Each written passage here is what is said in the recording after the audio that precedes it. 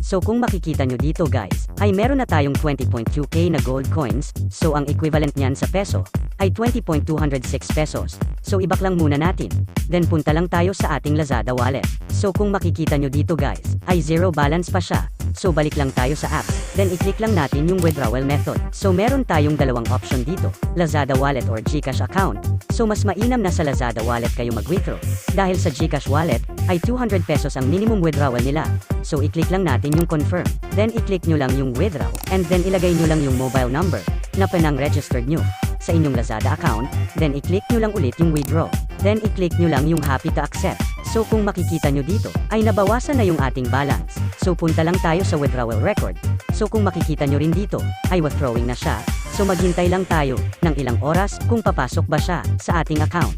So ilang minuto lang ang lumipas ay successful withdrawal na siya. So balik lang tayo sa ating Lazada account. So ayan guys, kung makikita nyo dito, ay pumasok na siya sa ating wallet. So isang patunay lang na nagbabayad talaga si Crazy Dog. So kung gusto mong subukan ang application na ito, puntahan mo na lang yung link sa ibaba ng ating comment section.